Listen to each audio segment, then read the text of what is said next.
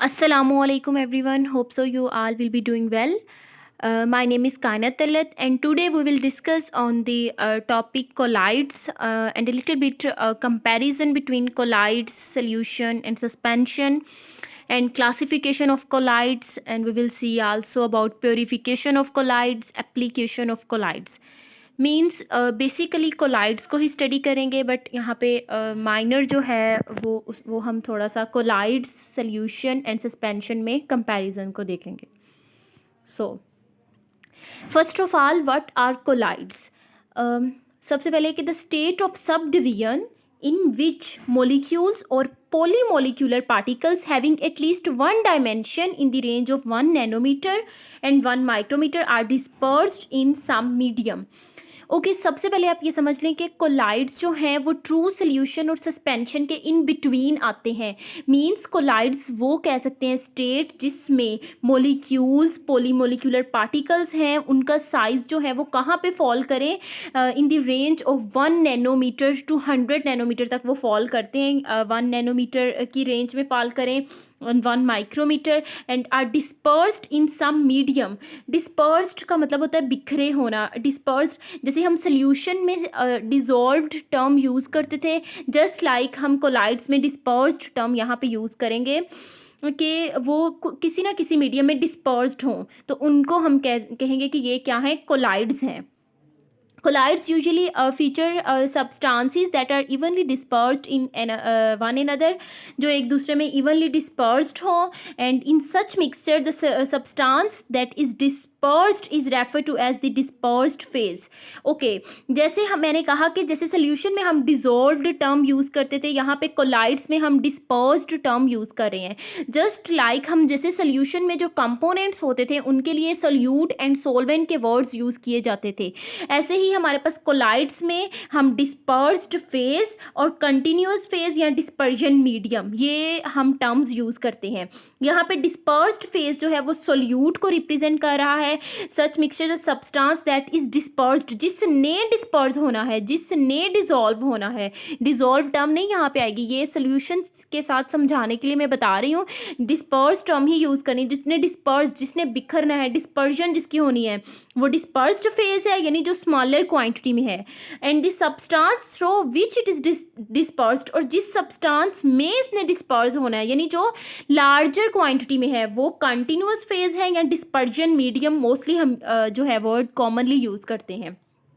Continuous phase से भी ज़्यादा डिस्पर्जन मीडियम जो है वो वर्ड यूज़ होता है. मतलब जैसा सोल्यूशन में था या वहाँ पे उससे कंपेयर करें तो डिस्पर्स्ड फेज हमारा सोल्यूट है एंड कंटिन्यूस फेज या डिस्पर्जन मीडियम हमारा सॉल्वेंट है. तो ये है हमारे पास कोलाइड्स का इंट्रोडक्शन के कोलाइड्स होते क्या हैं. नेक्स्ट है हमारे पास कोलाइड्स ट्रू सोल्यूशन सस्पेंशन, इनका कंपैरिजन. ओके सबसे पहले जो ट्रू सोल्यूशन है इनका होमोजीनियस मिक्सचर होता है, मतलब होमोजीनियसली वो आपस में कंपोनेंट्स जो हैं वो मिले होते हैं, उन्होंने कम्बिनेशन हुआ होता है उनका. एंड कोलाइडल सोल्यूशन में देखें तो वो appears to be homogeneous but not. वो हमें लगता है कि ये होमोजीनियस ही है, कंपोनेंट्स ठीक तरीके से कंबाइन हुए हैं पार्टिकल्स, बट वो होते नहीं हैं. इसके एग्जाम्पल अगर हम देखें कि मिल्क हमें देखने में कोई भी उसमें ऐसी चीज़ नहीं लग रही कि इसके पार्टिकल्स जो हैं वो सेपरेट हैं या होमोजीनियस नहीं है. हमें अपेरेंटली वो होमोजीनियस ही लग रहा है, बट वो एक्चुअल में हेट्रोजीनियस होती है. तो ये है कोलाइडल सोल्यूशन, जो हमें लगे होमोजीनियस बट एक्चुअल में हेट्रोजीनियस हो. सस्पेंशन होती ही हेट्रोजीनियस है. नेक्स्ट जो डिफरेंस है वो इनकी ट्रांसपेरेंसी आ जाती है. ट्रू सोल्यूशन जबकि जैसा हमने कहा कि ये होमोजीनियस होगी तो ये बिल्कुल ट्रांसपेरेंट होगी, लाइक शफाफ होगी. इसमें से दोनों साइड्स जो यूँ कह लें कि हम देख सकते हैं एक साइड से दूसरी साइड पे, इसके थ्रू हम देख सकते हैं ट्रांसपेरेंट है. ट्रांसलूसेंट जो पार्शियली ट्रांसपेरेंट है, थोड़ी सी ट्रांसपेरेंट है, थोड़ी सी नहीं है, इतना साफ, इतनी साफ शफाफ नहीं है जैसे ट्रू सोल्यूशन है. और सस्पेंशन वैसे ही ओपेक है. ओपेक होती है ट्रांसपेरेंट का ऑपोजिट, जिसके आर पार यूँ कह लें कि नज़र नहीं आता, हम देख नहीं सकते. ओके ट्रू सोल्यूशन है solute particle is greater than 1 nanometer. 1 nanometer से सोल्यूट पार्टिकल्स का साइज जो है नो सल्यूट पार्टिकल्स का साइज ट्रू सोल्यूशन में लेस देन 1 नैनोमीटर होता है, 1 नैनोमीटर से कम होता है, लेस देन 1 नैनोमीटर है। सो यहाँ पे कोलाइडल सोल्यूशन में अगर हम देखेंगे तो साइज़ जो है वो 1 to 100 नैनोमीटर इस रेंज में फॉल करेगा, और सस्पेंशन में ग्रेटर 100 नैनोमीटर से भी ग्रेटर जो होगा वो सस्पेंशन में चला जाएगा। ओके, नेक्स्ट देखें तो salute particles not visible, true solution में होमोजीनियसली वो डिस्ट्रीब्यूट हैं, वो विजिबल नहीं होते। कोलाइडल में भी नेक्ड आई से विजिबल नहीं होते, बट माइक्रोस्कोप की हेल्प से देखें तो विजिबल होते हैं, और सस्पेंशन में हम आम आंख से भी उनको साइज पार्टिकल्स को देख सकते हैं। True solution passes through filter paper, filtration करें वो फिल्टर पेपर से भी गुजर जाएगी, फिल्टर पेपर पे कोई भी हमें पार्टिकल्स नहीं मिलेंगे। Colloidal solution can pass through filter paper but not from semi permeable membrane, ये भी फिल्टर पेपर से पास हो जाते हैं कोलाइडल सोल्यूशन, यानी 1 to 100 नैनोमीटर पार्टिकल्स का साइज हो तो वो फिल्टर पेपर से पास हो सकते हैं। बट सेमी परमेएबल मेम्ब्रेन जो है, ऐसी मेम्ब्रेन जो कुछ चीज़ों को अलो करती है अपने अंदर से पास होने देती है, कुछ को नहीं होने देती, तो वहाँ से कोलाइडल पार्टिकल्स जो हैं वो नहीं गुजरते। Can not pass through both, और ये कहीं से भी पास नहीं होते, ना मेम्ब्रेन से ना फिल्टर पेपर से। ट्रू सोल्यूशन में no Tyndall effect, Tyndall effect नहीं होता। टिंडल इफेक्ट है स्कैटरिंग ऑफ लाइट, अगर अब सोल्यूशन है उसमें से लाइट टॉर्च की हेल्प से लाइट जो है उसमें से गुजारी जा रही है, तो वो देखने की लाइट को किस हद तक स्कैटर करता है, उसको कहते हैं टिंडल इफेक्ट। ट्रू सोल्यूशन में स्कैटरिंग टिंडल इफेक्ट होता ही नहीं है, लाइट स्कैटर नहीं होती। कोलाइडल सोल्यूशन में होती है, और सस्पेंशन में मे और मे नॉट शो, हो भी सकता है टिंडल इफेक्ट, नहीं भी हो सकता। Particles do not settle under gravity salt in water, जब हमने कह ही दिया कि ट्रू सोल्यूशन में वो होमोजीनियसली डिस्ट्रीब्यूट है तो पार्टिकल सेटल डाउन नहीं होते, और कोलाइडल में भी don't settle down under gravity, इसकी एग्जांपल ब्लड है, मिल्क भी है। सस्पेंशन में सेटल हो जाते हैं, for example chalk in water. Next है हमारे पास क्लासिफिकेशन ऑफ कोलाइड्स। कोलाइड्स की जो क्लासिफिकेशन होती है वो हम 3 जो हैं वेज, 3 डिफरेंट जो हैं बेसिस, उनको देख के हम इसको क्लासीफाई करते हैं। जो फर्स्ट बेसिस है वो होती है क्लासिफिकेशन कोलाइड की, जो फर्स्ट बेसिस है जिसकी बेस पे क्लासिफिकेशन हुई कोलाइड्स की, वो है interaction between the dispersed phase and dispersion medium. ये हम इसकी पहली क्लासिफिकेशन पढ़ने लगे हैं कि डिस्पर्स्ड फेज यानी सल्यूट एंड डिस्पर्जन मीडियम यानी सॉल्वेंट, इनके दरमियान अट्रैक्शन जो है उसकी बेस पे क्लासिफिकेशन होती है।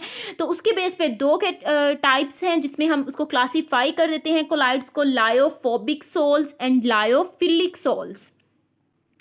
कोलाइड्स को सोल्स भी बोलते हैं, लेकिन बेसिकली हम सोल्स किसको बोलते हैं वो हम इसकी नेक्स्ट क्लासिफिकेशन में, नेक्स्ट स्लाइड पे हम इसको स्टडी करते हैं। ओके, तो इस इंट्रैक्शन के बेस पे सबसे पहले इसकी 2 कैटेगरीज हमने बना दी हैं, 2 टाइप्स, लायोफोबिक होती है एंड लायोफिलिक होती है। अब नेम से ही शो हो रहा है, फिलिक मतलब होता है लविंग एंड फोबिक मतलब रिपेलिंग। तो फिलिक मतलब लविंग, मतलब इस सोल्स में इंट्रैक्शन होगी, ऑब्वियसली नेम ही शो कर रहा है। और लायोफोबिक सोल्स वो वाले जिनमें इंट्रैक्शन नहीं होगी, बस इसी बेस पे आपने सारे पॉइंट्स याद रख लेने हैं। लायोफोबिक एक और भी है कि लिक्विड हेटिंग है, लविंग नहीं है। लायोफिलिक लिक्विड लविंग है। नेक्स्ट पॉइंट जो है वो इसी पे, जो इसकी बेस है वही पॉइंट नेक्स्ट है कि particles of the dispersed phase have no affinity for dispersion medium, कि dispersed phase and dispersion medium में इंट्रैक्शन नहीं है, जो हम पहले बात कर चुके हैं कि ये फोबिक है ना, रिपेलिंग है, तो इंट्रैक्शन नहीं है। लायोफिलिक सोल्स में पार्टिकल्स डिस्पर्जन मीडियम और डिस्पर्स्ड फेज के पार्टिकल्स में इंट्रैक्शन है। लायोफोबिक सोल्स जो होते हैं ये नॉट स्टेबल, जब इंट्रैक्शन ही नहीं है, वो इंट्रैक्ट ही नहीं कर रहे तो वो स्टेबल नहीं होते। और लायोफिलिक इंट्रैक्ट करके आपस में अच्छे, यूँ कह लें कि इंट्रैक्शन है उनमें अच्छी, तो वो स्टेबल होते हैं। Lyophobic sols prepared by mixing substances directly. अगर हम इसकी प्रिपरेशन के भी मेथड्स देखें तो लायोफोबिक जो हैं जिनमें इंट्रैक्शन नहीं है वो सिंपल वे से प्रोड्यूस हो जाते हैं, मिक्स किया 2 चीज़ों को सोल्स बन गए। बट लायोफिलिक जिनमें अट्रैक्शन है वो सिंपल मिक्सिंग से प्रोड्यूस नहीं होते, इनके लिए स्पेशल वेज होते हैं इनकी प्रिपरेशन के लिए। Need stabilising agents for the preservation, अगर हमने इसको प्रिजर्व करना है तो उनको एजेंट्स की ज़रूरत होगी, इनको किसी भी एजेंट्स की ज़रूरत नहीं होती, और ये इरिवर्सिबल हैं, एक दफ़ा कर लिया बन गए, बाद में रिवर्सिबल नहीं होंगे। और लायोफिलिक जो है वो रिवर्सिबल सोल्स होते हैं। हम इनकी प्रिपरेशन के मेथड्स लायोफिलिक के आगे स्टडी करते हैं, क्योंकि लायोफोबिक के तो हम पढ़ चुके हैं कि इन dispersed phase and dispersion medium में इंटरेक्शन ना होने की वजह से उनको सिंपल मिक्सिंग से ही हम प्रिपेयर कर लेते हैं। और लायोफोबिक के हम प्रिपरेशन मेथड क्लासिफिकेशन वाला टॉपिक एंड होने के बाद देखते हैं। ओके, अब हम पढ़े हैं इसकी दूसरी क्लासिफिकेशन। दूसरी जो क्लासिफिकेशन है वो on the basis of physical state आप कह सकते हैं, on the basis of dispersion medium, on the basis of dispersed phase के डिस्पर्स्ड फेज की फिजिकल स्टेट क्या होगी, डिस्पर्जन मीडियम की फिजिकल स्टेट क्या होगी, और हमारे पास फिर उसको उस कोलाइड को हम क्या नेम देंगे। So let's start. So let's begin with gas and gas. If we have dispersed phase gas and dispersion medium also gas, तो कोलाइड बनेगा ही नहीं। ओके, हमने सोल्यूशन में भी ये पढ़ा था ना, जब हमने सोल्यूशन स्टडी किया था, गैस गैस है तो उसकी एग्जांपल लाइक सॉलिड लिक्विड है, तो उसमें 9 टाइप्स जो है हमने स्टडी की थी।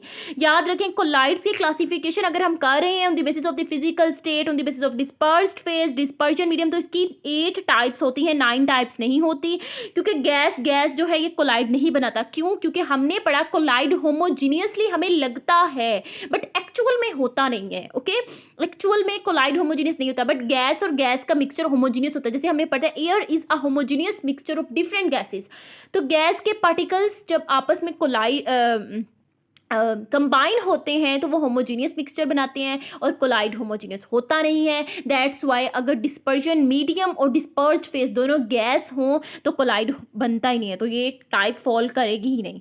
ओके, अब हम देख लेते हैं कि अगर डिस्पर्स्ड फेज भी गैस है, डिस्पर्जन मीडियम लिक्विड है, यानी लिक्विड हमारे पास जो है ये एरो शो कर रहा है कि लिक्विड हमारे पास क्वांटिटी हाई क्वांटिटी में है, हम उसको सॉल्वेंट कंसीडर कर लेना, अपने माइंड में सिर्फ मेमोराइज करने के लिए आप ये कंसीडर कर सकते हैं। और गैस जो है हमारे पास सल्यूट है, यानी वो एरो शो कर रहा है कि वो स्मॉल अमाउंट में है। तो जब लिक्विड ज़्यादा अमाउंट में होगी गैस, तो हम उसको लाइट को नाम देंगे फोम, झाग का। इसकी एग्जाम्पल है विप्ड क्रीम।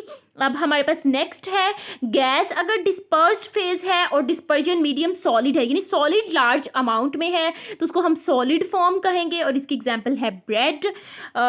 नेक्स्ट है हमारे पास इसकी जो सॉलिड फॉर्म है इसकी और भी एग्जांपल्स होती हैं, कोई भी सॉलिड जिसमें जो पोरस हो, जिसमें गैस के पार्टिकल्स अंदर चले जाएं और ज़्यादा सॉलिड होगी, थोड़ी थोड़ी गैस होगी, तो ऐसी कोई भी एग्जांपल इस कैटेगरी में फॉल कर सकती है। अब नेक्स्ट हम ले जाते हैं अपनी लिक्विड डिस्पर्स्ड फेज को। तो अगर लिक्विड हो और साथ डिस्पर्जन मीडियम गैस हो, मतलब गैस ज़्यादा में क्वांटिटी में, उसको हम एरोसोल कहेंगे, और इसकी एग्जाम्पल होती है फोग या क्लाउड। आप देख सकते हैं कि इसमें गैस ही जो है गैस कम है। फोग्स, क्लाउड्स अगर हम देखें तो लिक्विड इनमें जो है वो कम है, सॉरी लिक्विड इनमें कम है। हाँ, फोग में अगर हम देखें, क्लाउड्स में गैस ही गैस है, लिक्विड कम है, तो ये एग्जाम्पल जो है इस कैटेगरी में आ जाएगी एरोसोल में। अगर डिस्पर्जन मीडियम डिस्पर्स्ड फेज दोनों लिक्विड्स हैं तो इसको हम कहेंगे इमल्शन, इसकी एग्जाम्पल है मिल्क। अगर लिक्विड है और साथ डिस्पर्जन मीडियम सॉलिड, यानी सॉलिड ज़्यादा है, तो हम कहेंगे जेल, जेली, बटर, इनमें लिक्विड थोड़ी है, सॉलिड ज़्यादा है। और अगर हमारे पास अब थर्ड कैटेगरी में आती है सॉलिड, हम लेते हैं डिस्पर्स्ड फेज को, डिस्पर्जन मीडियम साथ रखते हैं डिफरेंट, तो देखते हैं कि अगर सॉलिड है और साथ गैस है, डिस्पर्जन मीडियम गैस ज़्यादा है, तो इसको भी हम एरोसोल कहेंगे।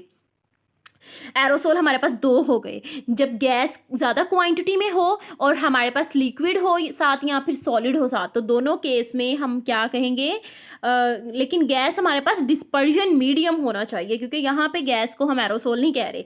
गैस डिस्पर्जन मीडियम हो तो साथ लिक्विड हो या सॉलिड, हम उसको एरोसोल ही कहेंगे। इसमें स्मोक और डस्ट एग्जांपल आ जाती है, इसमें गैस ही गैस ज़्यादा है, सॉलिड पार्टिकल्स तो थोड़े ही हैं। अगर हमारे पास सॉलिड के साथ डिस्पर्जन मीडियम लिक्विड हो जाए तो उसको हम सोल कहते हैं। ये बेसिकली हम कोलाइड्स के लिए सोल्स का वर्ड यूज़ कर देते हैं, बट बेसिकली जो स्पेसिफिकली इसकी डेफिनेशन कह लें कि if dispersion medium is liquid and dispersed phase will be solid, then it will be named as sols, और इसके एग्जांपल है पेंट्स। और अगर सॉलिड है तो इसको हम सॉलिड सोल्स कहेंगे, और इसकी एग्जांपल है एलोय। ये हम स्टडी की है हमने कोलाइड की सेकंड क्लासिफिकेशन। अब हमारे पास है कोलाइड की थर्ड क्लासिफिकेशन, लास्ट वन है ये classification on the basis of types of particles of the dispersed phase. अब डिस्पर्स्ड फेज के पार्टिकल्स की बेस पे इसकी थर्ड क्लासिफिकेशन हम कर रहे हैं। इसके बेस पे इसकी 3 टाइप्स हैं, multi molecular colloids, macromolecular colloids and associated colloids micelles. Okay, multi molecular colloids, multi name show करे ना, मल्टी मीन्स मेनी। आप पहले ये याद रखें कि जो कोलाइड्स हैं मैक्रोमोलिकुलर कोलाइड्स वो ऑलरेडी कोलाइडल फॉर्म में होते हैं, लेकिन मल्टी मोलिकुलर और एसोसिएटेड कोलाइड्स हैं, इनको कोलाइड्स में कन्वर्ट करवाया जाता है। अब हम इसकी तरफ आते हैं कि ये मैंने क्या बोली है लाइन। मल्टी मोलिकुलर कोलाइड्स क्या, multi means many, okay, means ऐसे कोलाइडल पार्टिकल्स जो पहले जो हैं उनका साइज छोटा होता है। ठीक, कोलाइड का साइज 1 नैनोमीटर से 100 नैनोमीटर होना चाहिए। ज़्यादा हो गया तो सस्पेंशन, थोड़ा हो गया तो सोल्यूशन, तो इतना साइज होगा तो वो कोलाइड कहलाएगा। तो मल्टीमोलिकुलर कोलाइड्स में इस डिस्पर्स्ड फेज में पार्टिकल्स का साइज जो होता है लेस देन 1 नैनोमीटर होता है। तो कोलाइडल पार्टिकल्स को एग्रीगेट करना पड़ता है, वो आपस में कोएगुलेट करते हैं, एग्रीगेट होते हैं, तो हमारे पास जो है मल्टीमोलिकुलर कोलाइड्स की कैटेगरी में वो फॉल करते हैं। मैक्रोमोलिकुलर कोलाइड्स, यहाँ पर डिस्पर्स्ड फेज के पार्टिकल्स का साइज ऑलरेडी जितना होना चाहिए उतना होता है, कोई कोएगुलेशन, कोई एग्रीगेशन की जरूरत नहीं पड़ती। इसमें एग्जांपल आ जाती है प्रोटीन, स्टार्च, सेलुलोज, ये मैक्रोमोलिकुलर कोलाइड्स हैं। ये बहुत इंपॉर्टेंट है। Third one associated colloids micelles, इसको कहते हैं कि colloids which behave as normal strong electrolyte at low concentration but show colloidal properties at high concentration. वही ना कि ऑलरेडी अपनी स्टेट जो नॉर्मल है उसमें कोलाइड नहीं होंगे, जैसे ये था नॉर्मल में कोलाइड नहीं थे, उनका साइज कोलाइडल पार्टिकल्स से छोटा था, स्मॉल था, लेकिन अगर हम उनको उनकी एग्रीगेशन करवाई, कोएगुलेशन हुई, तो उनका साइज़ जो है 1 नैनोमीटर से ज़्यादा हो गया, यानी 1 to 100 नैनोमीटर की जो है रेंज उसमें फॉल किया, तो फिर वो कोलाइड हुए।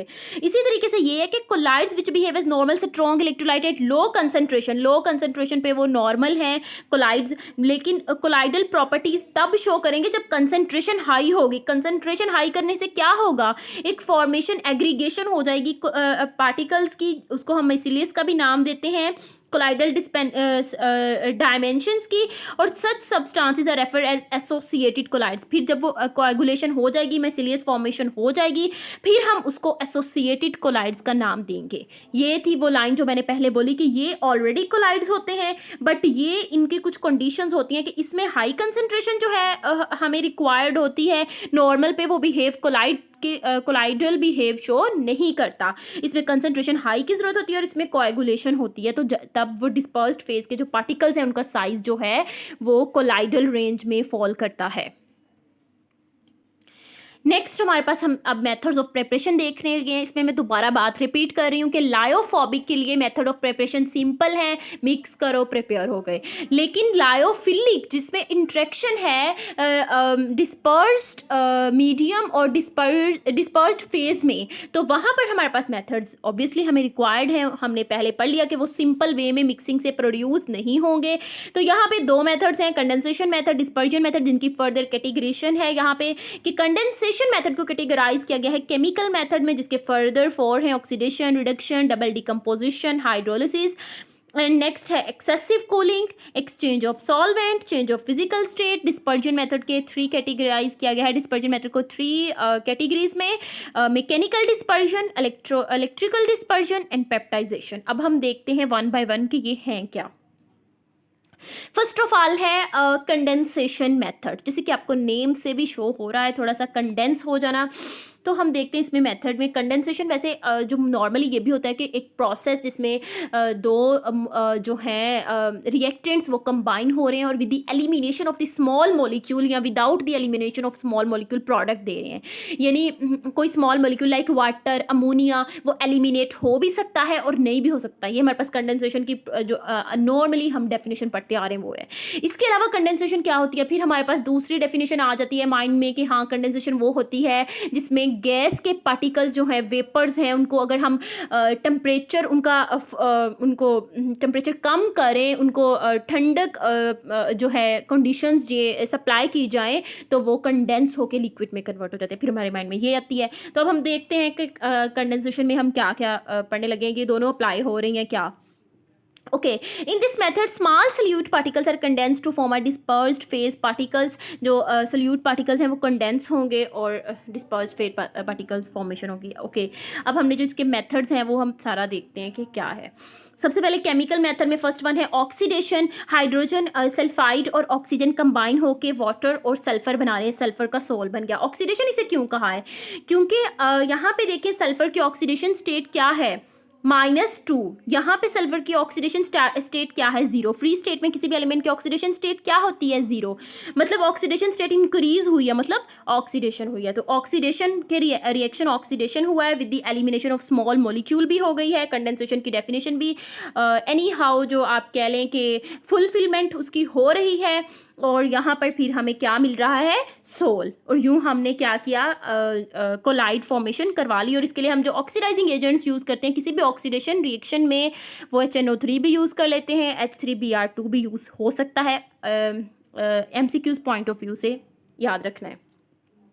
नेक्स्ट हमने पढ़ा था डबल डिकम्पोजिशन। आपने याद रखना है पहले डबल डिकम्पोजिशन है क्या। याद रखें कि जब भी दो रिएक्टेंट्स हैं उनके एनाइंस आपस में एक्सचेंज हो जाते हैं प्रोडक्ट में जाके, तो वो डबल डिकम्पोजिशन रिएक्शन है। लाइक यहाँ पे अगर हम देखें AS2O3 और 3H2S हाइड्रोजन सल्फाइड, दो आर्सेनिक ऑक्साइड, ये दो रिएक्टेंट्स रिएक्ट कर रहे हैं। और प्रोडक्ट साइड में देखें कि इसका जो एनाइन था यानी O3 वो हाइड्रोजन के पास चला गया है, और इसका जो एनाइन था यानी सल्फर वो आर्सेनिक के पास आ गया और आर्सेनिक सल्फाइड बन गया। और ये डबल डिकम्पोजिशन रिएक्शन है, और इसमें हमें आर्सेनिक सल्फाइड का सोल यानी कोलाइड मिल गया।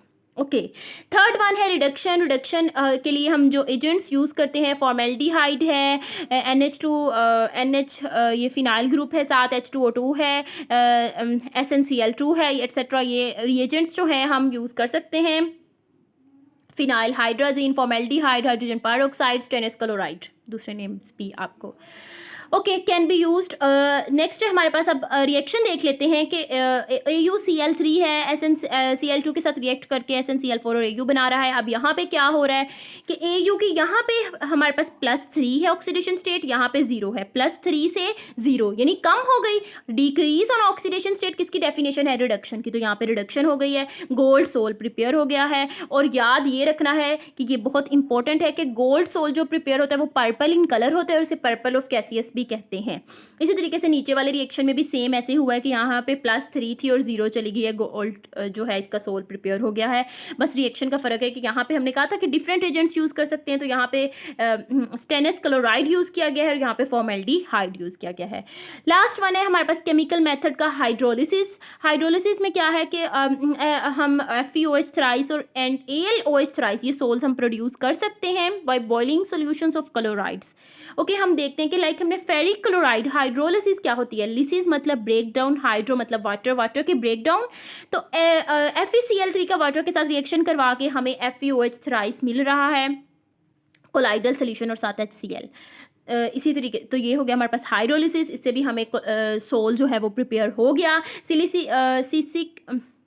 Silicic acid sol is also obtained by the hydrolysis of the sodium silicate. इसकी हाइड्रोलिसिस करें तो हमें सिलिसिक एसिड सोल ऑब्टेन हो सकता है, इसको भी प्रिपेयर किया जा सकता है। तो ये थे हमारे पास प्रिपरेशन के फर्स्ट मेथड कंडेंसेशन में जो फॉल करता है केमिकल मेथड्स। ओके, नेक्स्ट हम देखते हैं बाय एक्सेसिव कूलिंग। आप सबसे पहले तो ये याद रखना है कि हमने कोलाइड्स प्रोड्यूस करने हैं। कोलाइड्स का रिकॉल करें, कोलाइड्स के पार्टिकल साइज कितना है, 1 to 100 नैनोमीटर, यानी हमने ऐसे पार्टिकल्स प्रोड्यूस करने हैं जिनका साइज 1 to 100 नैनोमीटर की रेंज में फॉल करे। तो अब हम एक्सेसिव कूलिंग से देखते हैं कि कोलाइड क्या हम प्रोड्यूस कर सकते हैं। कि for colloidal sol ice is taken in an organic solvent like chloroform, ether, उसमें ले ली। फिर जो ice is obtain by freezing a solution of water in the solvent. ये MCQs भी आया था कि आइस का जो सोल है वो कैसे ऑब्टेन किया जा सकता है by freezing the solution of water in the solvent, किसी सॉल्वेंट में वाटर जो है सोल्यूशन वाटर का उसको फ्रीज़ करें तो आइस का सोल जो है वो हम प्रिपेयर कर सकते हैं।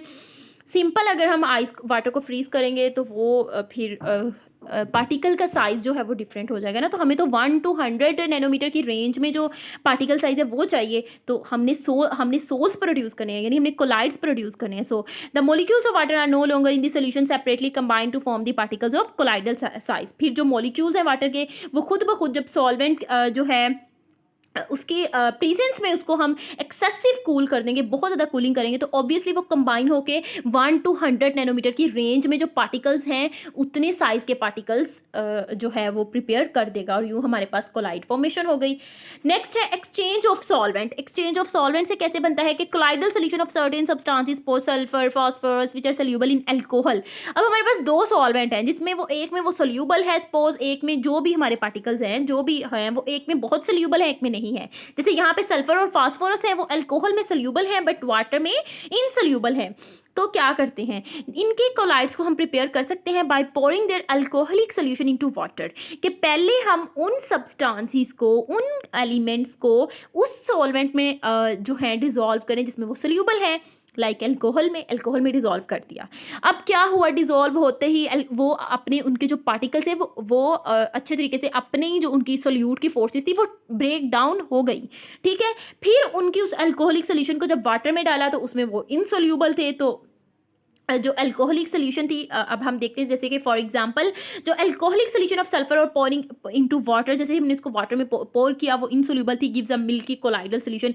फिर जब वो इनसोल्यूबल है, जाहिर बात है सोल्यूबल ठीक से नहीं होंगे बट उनके आपस में जो सोल्यूट के पार्टिकल्स की इंट्रैक्शन है वो तो पहले ही टूट चुकी थी ना, तो उन्होंने हमें जब जैसे हमने अल्कोहलिक सोल्यूशन को पोर किया वाटर में जिसमें वो इनसोल्यूबल थे, तो उसने ऐसे पार्टिकल्स साइज जो है प्रोड्यूस कर दिए जो कि कोलाइडल रेंज में फॉल करते थे, और वो क्या रेंज है 1 to 100 नैनोमीटर।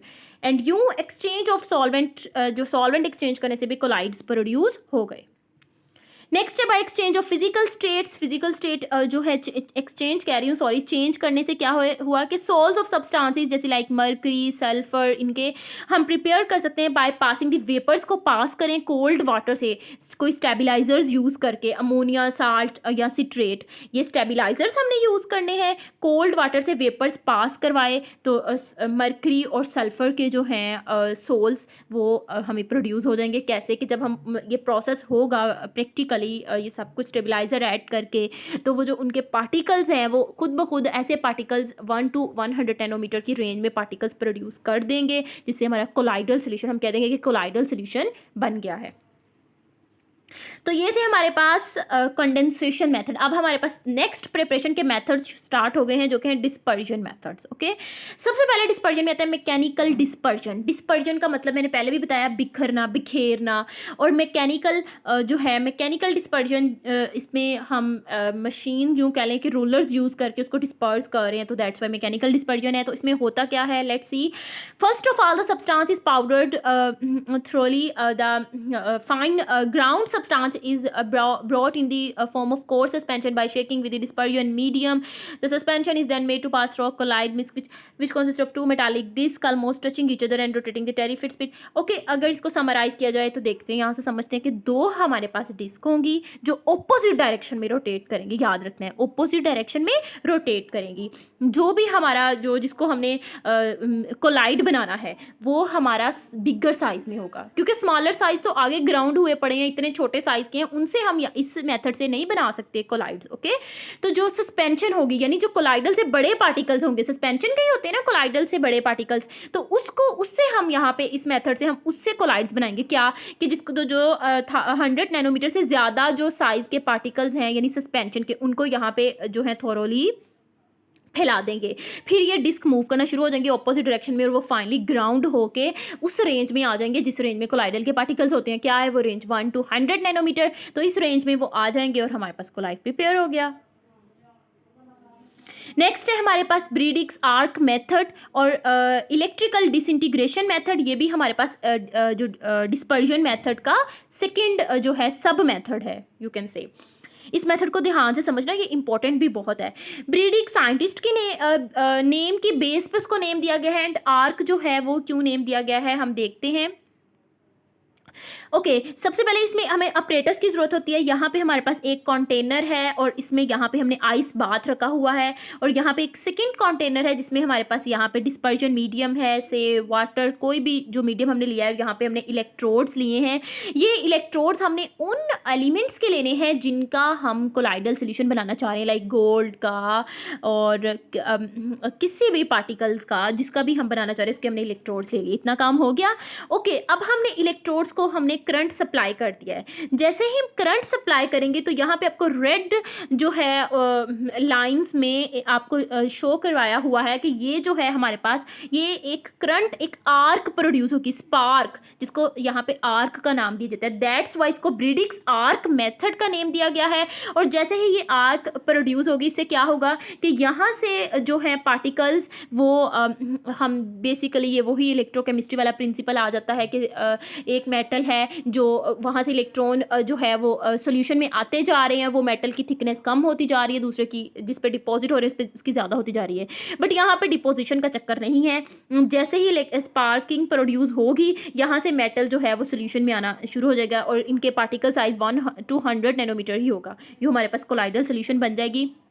बट यहाँ पे जो मैंने पहले भी बात कही है कि हमने इलेक्ट्रोड्स वो लेने हैं जिसका हमने सोल्यूशन, कोलाइडल सोल्यूशन प्रिपेयर करना है।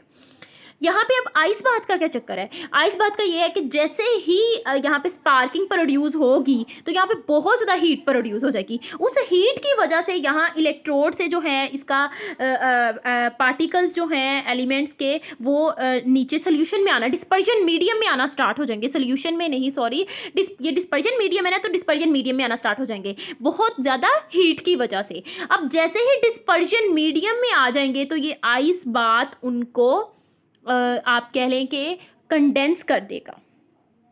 कंडेंस करके मतलब उनकी जो हीट है उसको हम क्या कह सकते हैं कि उनकी जो हीट है उसको हीटेड पार्टिकल्स को कूल कर देगा, ताकि वो अंदर अब हमें पता है ना कि सॉल्युबिलिटी टेम्परेचर के साथ इंक्रीज़ करती है, सम सब्सटेंसेस की डिक्रीज़ भी करती है, लेकिन कि वो सोल्यूबल ना हो जाए, उनका पार्टिकल साइज़ जो है वो 1 to 100 नैनोमीटर के अलावा कहीं पे फॉल ना कर जाए। तो ये आइस बाथ प्रोवाइड किया जाता है ताकि वो जैसे ही डिस्पर्जन मीडियम में आए तो उनको कूलिंग जो है वो प्रोवाइड कर दी जाए और वो कोलाइडल सोल्यूशन बना दे।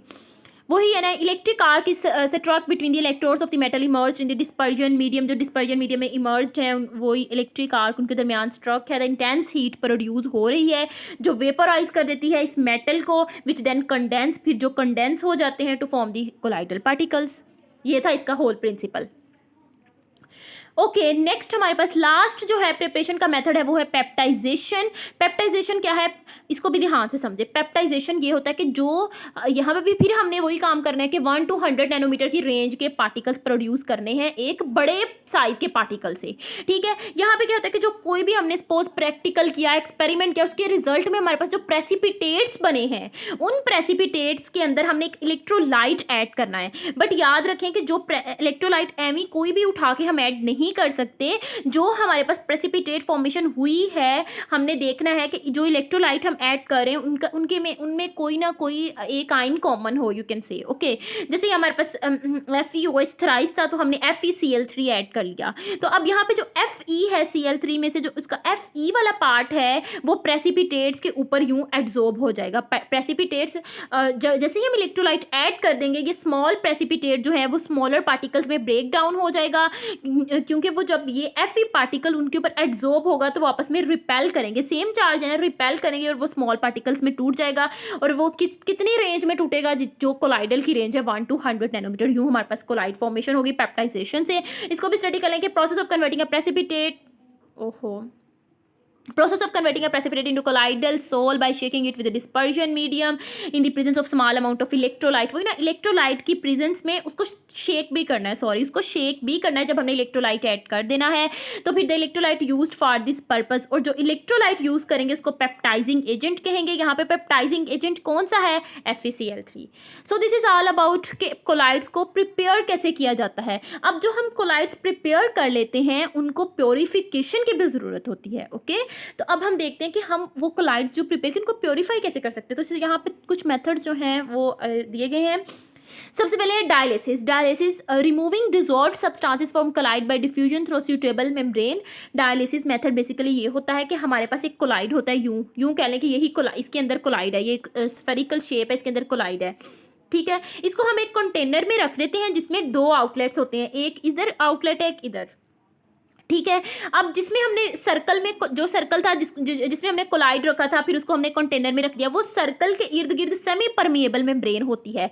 अब कोलाइड में कोलाइड भी है, कुछ स्मॉल पार्टिकल्स भी, स्मॉल साइज पार्टिकल्स भी है, तो हमने सेपरेट करना है ना, प्योरीफाई करना है। तो अब क्या करेंगे हम, होगा ये कि जो कंटेनर है, जो उसके दो आउटलेट्स हैं, एक आउटलेट से हम जो वाटर है वो कॉन्स्टेंटली प्रोवाइड करेंगे, दूसरे आउटलेट से वाटर बाहर जाएगा। इनलेट आउटलेट कह सकते हैं कि इनलेट होगा एक जिससे वाटर प्रोवाइड किया जाएगा, एक आउटलेट होगा जिससे वाटर जो है वो बाहर जाएगा। अब जो हमारे पास कोलाइड जिस स्फीयर में हमने रखा है वो सेमी परमिएबल है, वो कोलाइड पार्टिकल्स को जो है अपने अंदर से गुजरने नहीं देगी, जो स्मॉल पार्टिकल्स हैं उनको गुजरने देगी, मतलब उसको डिज़ाइन ही यूँ किया है। तो फिर हमारे पास क्या होगा कि वो दूसरे पार्टिकल्स बाहर वाटर में जाते जाएंगे और यूँ वाटर जो है यहाँ से ऐड होता जा रहा है और यहाँ से निकलता जाता है और लास्ट पे हमारे पास कोलाइड बच जाएगा, यूँ कोलाइड प्योरीफाई हो जाएगा। लेक्चर की ड्यूरेशन ज़्यादा हो रही है, अगर मेरी स्पीड ज़्यादा है तो आप रिवाइंड करके सुन लीजिएगा। होप सो आपको डायलिसिस की समझ आ गई होगी। नेक्स्ट है हमारे पास इलेक्ट्रोडायलिसिस। इलेक्ट्रोडायलिसिस जो है, डायलिसिस का जो ये सारा प्रोसेस होता है, नो डाउट बहुत अच्छा होता है, बट ये बहुत टाइम कंज्यूमिंग होता है, इसका रेट बहुत स्लो होता है, बहुत आप अगर प्योरीफाई करना हो तो बहुत टाइम बाद जाके आपको थोड़ी सी अमाउंट प्योरीफाई होकर मिलेगी। तो उसको मॉडिफाई करने के लिए हम इलेक्ट्रोडायलिसिस कर लेते हैं। ये भी सेम डायलिसिस है, बास टाइम क्वेश्चन आता है सम टाइम के डायलिसिस और इलेक्ट्रोडायलिसिस का प्रिंसिपल क्या है, तो उनका प्रिंसिपल सेम होता है, बस इलेक्ट्रोडायलिसिस क्या करता है, उस प्रोसेस को स्पीड अप करता है। It can be made faster by applying an electric field if the dissolved substances in the impure colloidal solution is only an electrolyte. अगर वो जो इम्प्योर कोलाइडल था जिसको हमने स्फीयर में रखा था उसमें इलेक्ट्रोलाइट भी है, तो हम इलेक्ट्रोड्स प्रोवाइड करके जो फील्ड है, इलेक्ट्रिक फील्ड प्रोवाइड करके उसकी स्पीड को इन्हांस कर सकते हैं। इसने सिर्फ उसकी स्पीड को इन्हांस करना है, प्रोसेस वही रहना है कि वाटर को सप्लाई करेंगे, एक साइड से इनलेट होगा, वहां से वाटर ऐड होगा, दूसरी साइड से बाहर निकल जाएगा। Okay. Ultra filtration. Ultra filtration basically हमने पढ़ा कि कोलाइड के पार्टिकल फिल्टर पेपर से पास हो जाते हैं, तो अब हम उसको, अगर उसमें कुछ और भी पार्टिकल्स हैं तो हम उसको सेपरेट करना चाहेंगे तो दोनों पार्टिकल फिल्टर पेपर से पास हो जाएंगे। तो हम चाहते हैं कि कोलाइड के पार्टिकल्स फिल्टर पेपर से पास ना हो, तो उसके लिए हम एक अल्ट्रा फिल्टर पेपर जो है वो हम प्रिपेयर करते हैं, यू कैन से। इसको सबसे पहले प्रिपेयर किया जाता है, इसको हम सिंपल फिल्टर पेपर को हम 4% जो है नाइट्रिक सोल्यूशन सेलुलोज का होता है इन अल्कोहल और ईथर, उसमें हम डिप करके रख देते हैं फिल्टर पेपर को। फिर उसकी जो लेयर होती है उसको वो फिल्टर पेपर के ऊपर उसकी एक लेयर बन जाती है और बाद में उसको फिर से ड्राई किया जाता है फॉर्मेल्डिहाइड में। जब वो ड्राई कर देते हैं उसकी लेयर अच्छे तरीके से बन गई। अब होता क्या है कि वो लेयर उसके जो फिल्टर पेपर के पोर्स हैं उसको बहुत हद तक बंद कर देती है कि वो कोलाइडल के पार्टिकल्स को पास ही नहीं होने देता। बस जो 1 नैनोमीटर से भी स्मॉल पार्टिकल्स होते हैं, लाइक ट्रू सोल्यूशन के जो अंदर कुछ पार्टिकल्स होंगे वो पास हो जाएंगे, कोलाइडल पार्टिकल्स फिल्टर पेपर पे ही रह जाएंगे। यूँ हम अल्ट्रा फिल्ट्रेशन से भी कोलाइड को प्योरीफाई कर लेंगे। यही है separating colloidal particle from solvent and soluble solutes present in the colloidal solution by specially prepared filter paper. और इस फिल्टर पेपर को क्या हमने नाम दिया, ultra filter paper, which are permeable to substances except colloidal particles. जो बाकी particles को गुजरने देगा, कोलाइडल पार्टिकल्स को गुजरने नहीं देगा। लास्ट वन है अल्ट्रा सेंट्रीफ्यूगेशन। ये बेसिकली वही प्रिंसिपल है जो घर में हम मिक्सर यूज़ करते हैं ना, अगर मलाई मक्खन वगैरह बनाना हो, हमने चलाया, वो घूमी उसकी सेंट्रीफ्यूज प्रोसेस, तो ऊपर जो है वो मक्खन आ गया, बाद में उसको हमने ले लिया एट्सेट्रा। जो प्रिंसिपल, वही प्रिंसिपल यहाँ पे है अल्ट्रा सेंट्रीफ्यूगेशन में कि colloid taken in a tube में ले लिया जाता है कोलाइड, और वो अल्ट्रा सेंट्रीफ्यूज ही होती है, घूमती है हाई स्पीड पे। फिर क्या होता है कि कोलाइडल पार्टिकल नीचे बैठ जाते हैं बॉटम में, इम्प्योरिटीज़ जो है ऊपर ऊपर थोड़ी सी आ जाती हैं, तो यूँ हम जो है सेटल पार्टिकल्स जो है उनको अलग कर लेते हैं, फिर से हमारे पास कोलाइड प्योरीफाई हो गई। और ये थी प्योरीफिकेशन। एग्जाम्पल्स हम जल्दी से देख लेते हैं। इसमें ब्लड, वैसे तो हम पहले भी देखे हैं, ब्लड जो है ये है, क्लाउड है, गोल्ड सॉइल है, इसके एग्जाम्पल्स है। एप्लीकेशन फूड आइटम्स में यूज़ होता है, सिरप, हलवा, सोप, ये सारा कोलाइड है, मतलब इनके पार्टिकल्स 1 to 100 नैनोमीटर के हैं, रेंज के हैं। अगर मेडिसिन्स भी देखें तो silver in the name of argyrols तो यहाँ पर ये एंटीसेप्टिक के लिए यूज़ होते हैं। जो कोलाइड्स के मेडिसिन हैं ये वैसे भी बहुत ज़रूरी है, क्योंकि ये साइज़ लार्ज होता है, तो ये अच्छे तरीके से हमारी बॉडी में एब्जॉर्ब हो जाते हैं और अपना काम करते हैं। In purification of air by Cottrell precipitator, ये जो है एयर को साफ़ करने के लिए यूज़ होता है डस्ट पार्टिकल से। तो यहाँ पर भी क्या होता है कि जो डस्ट स्मोक पार्टिकल्स होते हैं वो जब चैम्बर से पास होती हैं तो कोएगुलेशन होती है, प्योर एयर जो है फिर आउटलेट से वापस आ जाती है। तो ये बेसिकली ये भी पार्टिकल साइज जो है वो 1 to 100 नैनोमीटर होता है, कोएगुलेशन होती है। ये भी कोलाइड की ही जो है प्रिंसिपल वही है। नेक्स्ट है tanning of leather. Animal tanning of leather में ये होता है कि एनिमल स्किन जो है उसको इमर्स किया जाता है इन द सोल्यूशन ऑफ टैनिन। ये नेचुरल है, आप ले लें लाइक कोई भी ट्रीज़ है, ओक ट्री है, उसकी बार्क या कुछ भी इस तरीके की नेचुरल टाइप सोल्यूशन है, आप एनिमल स्किन को उसमें इमर्स करेंगे। अब होगा क्या, एनिमल स्किन पे और चार्ज होगा और जो सोल्यूशन है उस पर और मतलब ऑपोजिट चार्जेस होंगे, फिर से कोएगुलेशन हो जाएगी। और ये जो कोएगुलेशन होती है ये जो स्किन है उसकी हार्डनिंग में भी यूज़ होती है। यूँ लेदर टैनिंग हो जाती है, टैनिंग ऑफ लेदर, हार्ड ही होना है ना लेदर का, स्किन का। तो उसमें भी कोलाइड, ये कोएगुलेशन है, कोलाइड ही है। फॉर्मेशन ऑफ डेल्टा, ये दरियाओं में जब जो है मिट्टी इकट्ठी हो जाती है, कोएगुलेशन हो जाती है। फिर से कोएगुलेशन आ गया क्ले पार्टिकल्स की with an electrolyte of sea water के जो हैं लाइक यूँ होता है ना कि दरिया का पानी बहुत तेज़ी से जा रहा होता है, तो जो रिवर्स के माउथ होते हैं, मतलब जहाँ से पानी गुजरना है बेसिकली, तो सेडिमेंट्स वो अपने साथ बहा के ले आते हैं। पानी बहुत स्पीड से आ रहा है तो वहाँ पे जाके इकट्ठे हो गए हैं, तो वहाँ पे कोएगुलेशन हो जाती है, तो वो फॉर्मेशन ऑफ डेल्टा होता है। तो उसमें भी हमारे पास क्या होता है, कोलाइड्स ही हैं इनके एप्लीकेशंस। ये भी आपने याद रख लेनी है। लेक्चर की ड्यूरेशन ज़्यादा हो गई है, बट होप सो आपको अच्छे से समझ आया हो। कुछ चीज़ें क्लेरिफाई करते वक्त टाइम लग जाता है, बट फिर भी अगर कुछ क्वेरीज, कुछ क्वेश्चंस रह गए हों तो आप पूछ सकते हैं। But there should be an effort from your side as well, तभी आप बेस्ट प्रिपरेशन कर सकते हैं। Thank you so much.